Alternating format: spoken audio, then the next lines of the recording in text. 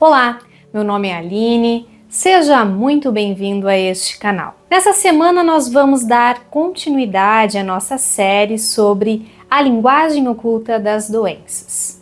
Se você ainda não acompanhou estes vídeos, eu te convido a sentar aqui e a assistir os vídeos que a gente já produziu sobre este assunto. Nessa semana nós vamos falar sobre a linguagem oculta da depressão. Um tema que foi bastante questionado pelas pessoas que se interessaram pela série. Afinal de contas, hoje a depressão é um dos transtornos mentais mais comuns e prevalentes no mundo.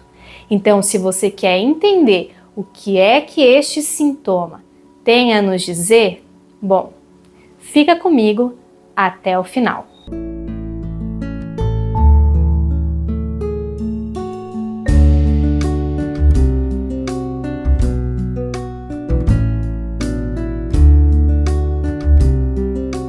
Bom, antes de a gente começar o nosso vídeo de hoje, você já está inscrito aqui no canal?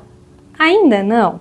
Bom, aproveita agora então para você se inscrever aqui embaixo e clicar naquele sino para que você possa ser avisado sempre que saírem vídeos novos. E eu te convido também a curtir o nosso vídeo se você achar que este conteúdo fez sentido para você. Então, bora pro vídeo. Saúde e doença não formam polos opostos como há muito se fez pensar. São, na verdade, um espectro contínuo de estados que resultam da relação entre a nossa consciência e a nossa sombra. Assim, dizemos que quanto mais nós vivemos próximo à nossa consciência, em um estado de presença, mais saudáveis nós somos. Em contrapartida, quanto mais nos deixamos levar por nossas sombras, mais adoecidos ficamos. Isso em níveis físico, mental, emocional, espiritual e energético. O primeiro passo em direção a um estado saudável, ou seja, uma condição de mais saúde dentro deste espectro que eu mencionei anteriormente, é o conhecimento de que todo e qualquer sintoma possui um sentido, uma justificativa para o seu aparecimento. Há sempre uma razão para que este sintoma se desenvolva em nosso sistema. E o caminho para a remissão, ou como algumas pessoas gostam de chamar, para a sua cura, está em encontrar este sentido e em superá-lo. Os sintomas se utilizam de uma variedade de formas de expressão, mas todos se valem do corpo para tornar visível, trazer à luz aqueles conteúdos que estão em nosso inconsciente.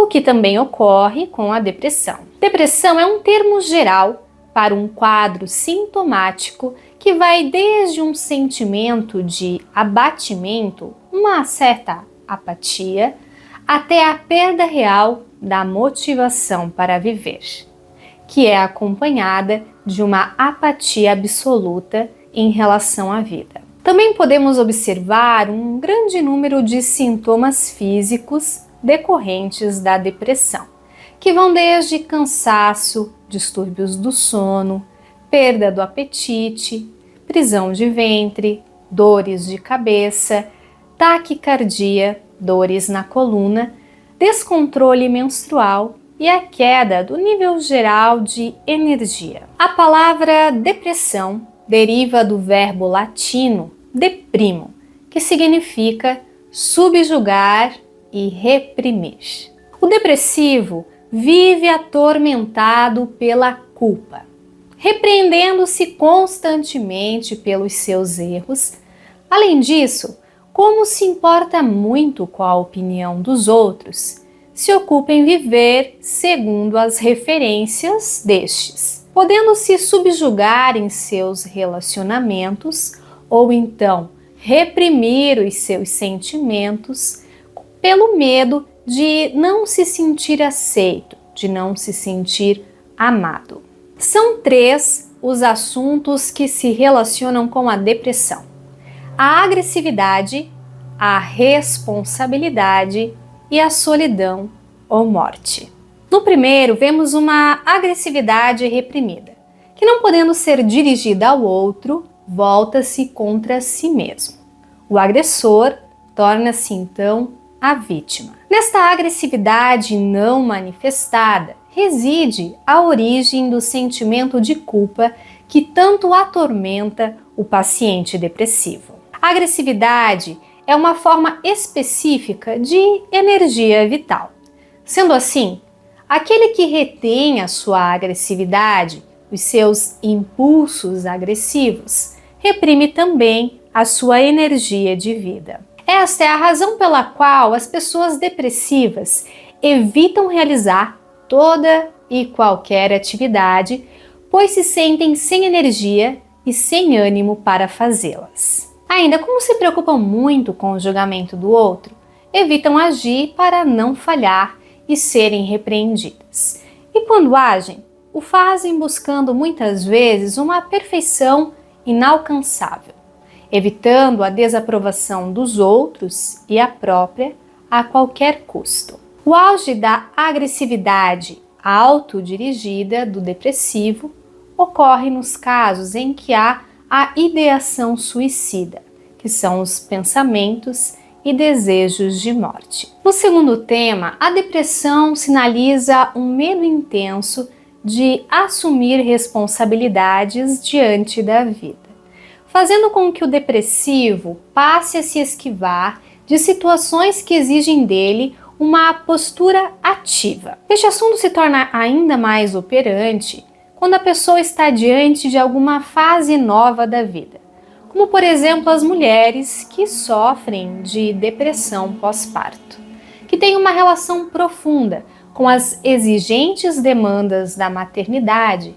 e o medo, o receio da mulher de não dar conta da nova vida que a espera. Evitar responsabilidades antes de garantir uma vida mais tranquila à pessoa que sofre com depressão gera apenas mais culpa, aumentando o peso do mundo que ela sente carregar nas costas. O último assunto que é revelado pela depressão é de que a pessoa que desenvolveu o problema tem tanto medo de viver quanto tem de morrer.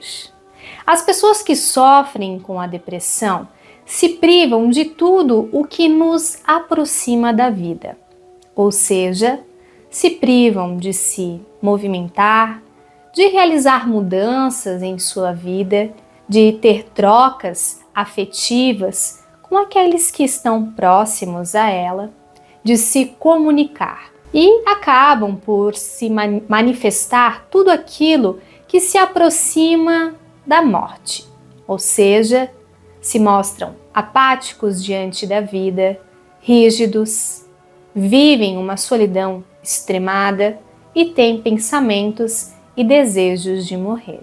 Viver uma vida ativa e assumir responsabilidades faz com que nós compreendemos que estamos de fato só. Que embora muitas vezes estejamos cercados de pessoas ao nosso redor, dependemos apenas de nós mesmos. Aceitar essa solidão diante da vida é muito difícil para o paciente depressivo.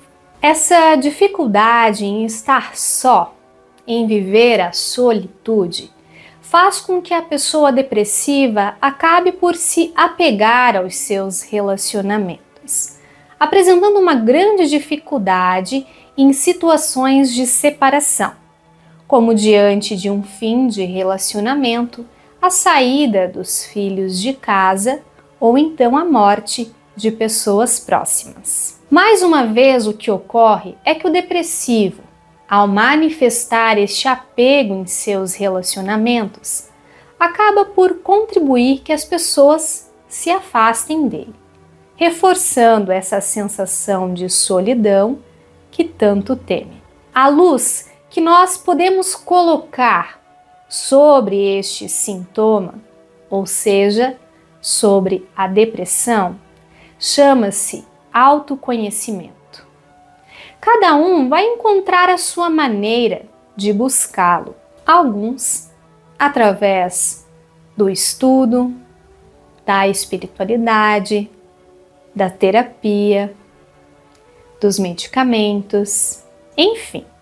Cada um de nós vai achar a sua própria maneira de empreender esta busca pelo autoconhecimento, por saber quem é e o que está de fato fazendo aqui. É importante para a pessoa depressiva encontrar tempo para viver aquilo que é essencial para ela, para encontrar o seu propósito, o sentido da sua vida e viver a partir dele. Também é importante aprender a responder às exigências da vida e também às próprias necessidades, cuidando de si mesmo, reconciliar-se com os ritmos da vida. Afinal, a nossa vida é formada por ciclos de nascimento, crescimento e morte. Não apenas o nosso, mas dos nossos sonhos, dos nossos planos, das nossas fases da vida, dos nossos relacionamentos. Então, aprender a compreender este ciclo da vida, aceitá-lo e enxergar a beleza que existe nele também é uma tarefa para o paciente depressivo. Bom, como vocês sabem, a gente tem trazido aqui algumas perguntas para ajudar você nesse processo de autoconhecimento. Em relação à depressão, eu tenho algumas perguntas para você fazer a si mesmo. Do que é que eu sinto culpa? Em que relação eu me sinto subjugado? De quais responsabilidades em minha vida eu tenho me esquivado? Por que é que eu sinto tanto medo de viver? A que pessoas ou situações em minha vida eu tenho me apegado? Então era isso, pessoal. Eu espero que vocês tenham gostado deste assunto. Se fez sentido para você, eu peço para você deixar aqui embaixo o seu gostei, para que eu possa entender que vocês estão gostando deste conteúdo e continuar a fazer vídeos assim como esse. Se você acha que fez sentido, se lembrou de alguém que pode aprender um pouco com este conteúdo, compartilhe o nosso vídeo com essa pessoa. Eu agradeço muito quem ficou comigo até o final. Namastê!